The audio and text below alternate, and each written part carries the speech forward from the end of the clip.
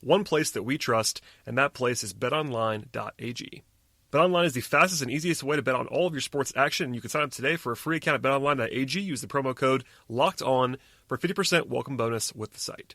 On top of the NBA, college basketball, and the NHL, baseball is on the way in the near future, and all kinds of additional angles to handicap, including awards, TV shows, and reality TV. In fact, there are dozens of real-time updated props on almost anything you can imagine, and BetOnline has you covered for all of the news, scores, and odds, including future bets, if you want to look way ahead. It is the best way to place your bets, and it's free to sign up. Do not sit on the sidelines anymore. Instead, get in on the action and visit the website or use a mobile device to sign up today. Don't forget to use the promo code LOCKEDON to receive that 50% welcome bonus with your first deposit. One more time, that is promo code LOCKEDON for 50% welcome bonus at betonline.ag. BetOnline, your online sportsbook experts. Support for this podcast comes from AT&T. 5G from AT&T is fast, reliable, secure, and nationwide. So, should you switch? Well, historically, those were the reasons new tech was adopted. Neanderthals saw that fire heated things fast and made their caves secure from rampaging woolly mammoths. The ancient Romans saw that the aqueducts were a reliable and fast way to transport water, so they stopped carrying water jugs on their backs and adopted them nationwide. Oh, and 1800s Victorians saw electricity light up rooms fast and be more reliable than candles blowing out, so they stopped bumping into walls and made it nationwide. Today's no different. Switching to AT&T 5G is kind of a no-brainer. I mean, historically speaking, it's smarter than candles, water pots, and hungry dinosaurs. AT&T 5G, it's not complicated. 5G requires compatible plan, may not be in your area. See att.com/5G for you for details. All right, so the second half, and a lot of interesting stuff here, obviously, to get into. Some good and mostly bad, especially in the fourth quarter. The third was much better, though, obviously. As you watch this game, you would know the third quarter was a positive. For Atlanta, they outscored the Pacers 29-22. They got a lot of stops in the third. They opened up with a 7-2 run at the outset, capped by Kevin Huerter 3, take a 1-point lead. A nice short roll pass by John Collins when Trae Young got trapped at the top of the key. That was a good play by John. Trae had 11 assists in the first 26 minutes of his game, and that was not only his 26 minutes. I'm talking about overall 26 minutes. So with 10 minutes left in the third quarter, he had 11 assists. He also drew the fourth foul on Sabonis early in the third. He was really, really good to open the second half. And after being down by 10, again, down 10 in the first half, the Hawks were, they opened up with a 24-12 run in the third to go up by 8. So they took control for the most part. It wasn't like it was a blowout. They weren't in huge control, but they were certainly in the lead for the vast majority of the second half. A pretty bad challenge by Lloyd Pierce that I didn't really understand, quite frankly. That got lost in all the other stuff that happened here, but I wanted to make sure that I mentioned it because I go through all this stuff as I always do. It was a bad challenge. They called Solomon Hill for a block on Malcolm Brogdon. I think it probably wasn't a block. I think it was actually a bad call, but it was not overturned, and it was never going to get overturned. That's one of those where, like, even if you win it, I think it's probably still a bad challenge because the leverage was so low. It was a 2-point shot attempt. Yes, they got free throws out of it, but it wasn't like a 3-point shooting foul. It was in the third quarter, not a huge leverage play, and he also lost it, so that makes it even worse. You know, I don't want to bury that. It wasn't it didn't change the game, but that was a bad decision, and I called that out live. I just didn't understand that one at all, and challenges are pretty easy to evaluate in the grand scheme of things, so that one blew my mind a little bit. Anyway, the Hawks saw it on offense a little bit, actually, and got bailed out in the third quarter because the Pacers didn't score either in that little stretch. The Hawks only scored 2 points in about 4 minutes, but they were not beaten up by the Pacers because they were not scoring either. They actually got away with sitting Trae Young late in the third. I say that because it was a 7-0 run by Indiana as soon as Trae sat, which is not what you want to see, but the Hawks did get back and stabilized it a little bit. They still were only up by 3, and then actually they brought Trae back in on offense late in the third to, I think, attempt to stop the bleeding. That was probably a good decision overall. It wasn't like he was great in that little stretch, but it didn't give them any more blood, and they actually held the Pacers to 7 of 20 shooting in the third quarter. Of course, it all regressed in the fourth, but it did happen, and they gave Trae one more final rest to start the fourth quarter, and actually won that stretch. That's notable because the Hawks don't often do that, and the Hawks went. That was. If you were trying to tell me, if I didn't watch the game and I heard the Hawks give up a huge run in the fourth quarter and nothing else, I would have thought it was probably with Trae on the bench. That's happened a lot this season. In this game, it didn't happen. They actually won the fourth quarter minutes without Trae, and then he was on the court when they kind of gave up the swoon later on. It wasn't only on him, by the way. I'm not saying that, but usually the correlation is the Hawks are worse with Trae on the court. Sorry, worse with Trae off the court. In this game, not as much. So, the Hawks, not to do the whole thing here, there was a big swing about the 8-minute mark that I circled, And I'm not sure it mattered that much in the grand scheme of things, but there was a open three by Gallinari that he missed on the left wing. That was the theme, by the way, in this game. And then McDermott makes one for Indiana right back about 10 seconds later. And that gave the Hawks, they're still up by 2, and that was a timeout spot for Atlanta. But if Gallinari makes that 3, they're up by 8. And that was one that I wanted to at least circle and point out. Elsewhere, it was a good ATO play out of that, by the way. They ended up with a lob dunk for Capella, a nice design there by the coaching staff for the Hawks. But then Indiana hits a 3, the Hawks miss then, Pacers score, and suddenly the Hawks are down 1 after leading for most of the second half. It was a 10-2 run by the Pacers. Credit to Atlanta. Reddish hits a 3 to stabilize things. That was kind of the last marker that I will put down here. I'm not going to do the whole play-by-play from there, although I will do one little stretch at one point there. But Cam hit a 3 right there at the 6:29 mark of the fourth quarter. That put the Hawks up 103-101. The rest of the game, it was 24-10 in favor of the Pacers, and it was actually worse than that if you factor in the fact, late didn't really matter, it was out of hand. So that's where I would circle, just kind of start where the swoon happened. It was going a little bit before that because the Hawks were up by 8, but they were still winning with 6.5 minutes to go and lost by 12.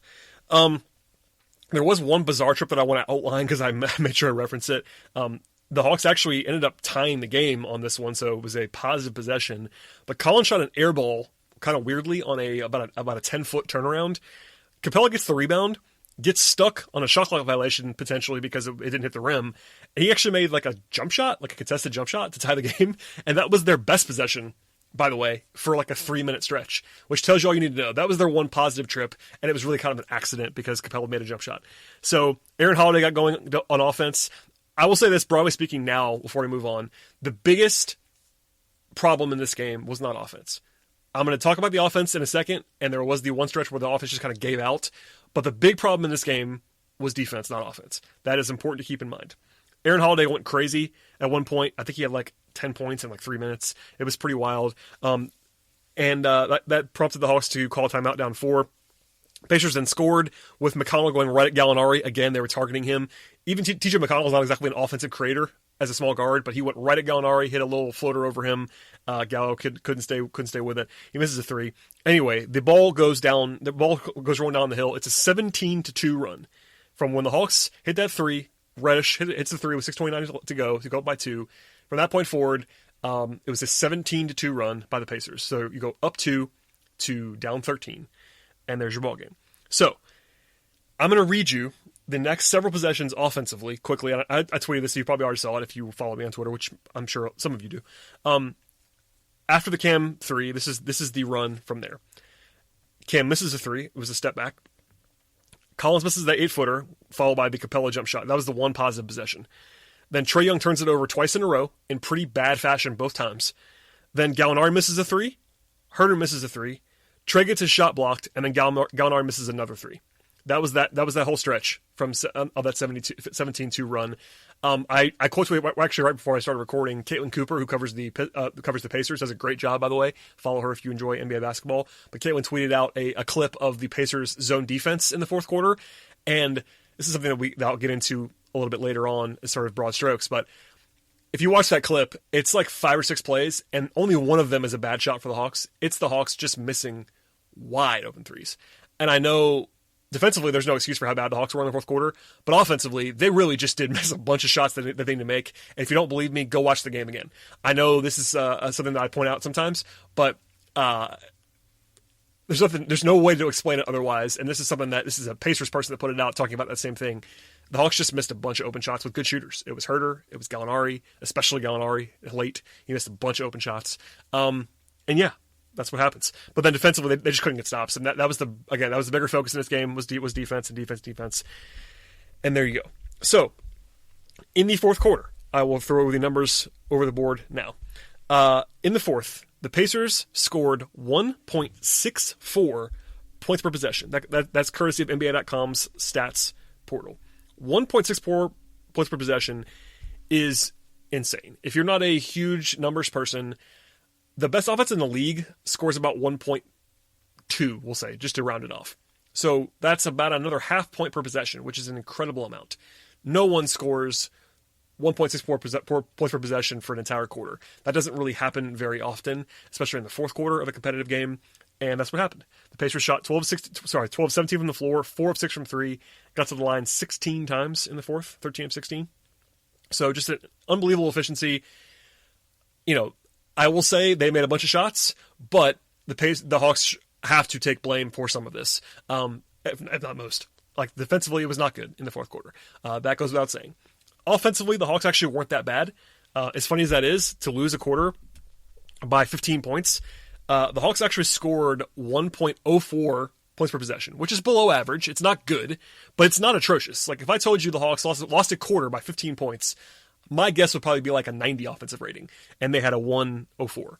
So, yes, offense was not good, but they just missed a bunch of open shots. They shot 4-12 from 3. They got a 12 3-point attempts in the fourth quarter, which is actually kind of funny because the Hawks only attempted 31 in the game. So, almost 40% of their 3-point attempts happened in the fourth quarter. They just missed a bunch of them.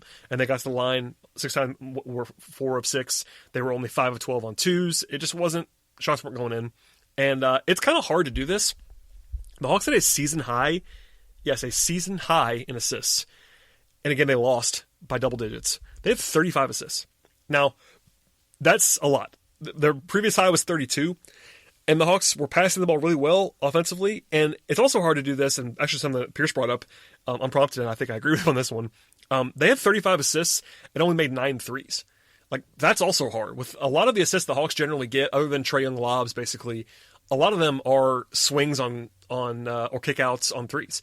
And it's really hard to pull that off. So offensively, again, not really the problem, except for that one stretch in the fourth.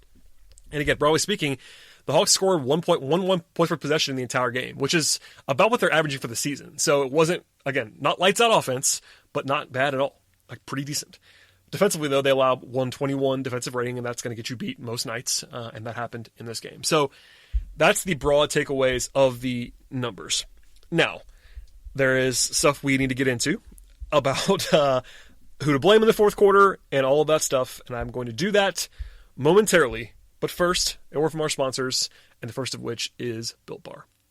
I've been telling you for a long time that Built Bar is the best tasting protein bar ever, and that is still very much the case, but also the new and improved Built Bar is even more delicious. The original flavors are fantastic, and they continue to be so, but now there are 18 amazing flavors to choose from, including new selections like caramel brownie, lemon almond cheesecake, and of course my personal favorite, and cookies and cream. Each bar is covered in 100% chocolate, and they're all soft and easy to chew, which is also very important to point out. And from there, I should remind you that Built Bar is also fantastic for those of us trying to be health conscious. You can maintain or even lose weight while still enjoying something that's absolutely delicious. Bars are low calorie, high protein, low sugar, and high fiber. And Built Bar is even great if you're on the keto diet with all the nutrients you need. And again, a taste that puts other competitors in the space to absolute shame. In order to check it all out, BuiltBar.com is the place to go. Yes, it's BuiltBar.com right now, and use the promo code LOCKEDON when you get there. When you visit BuiltBar.com and use that promo code, you'll get 20% off your next order with Built Bar. One more time, that is BuiltBar.com, promo code LOCKEDON for 20% off your next order.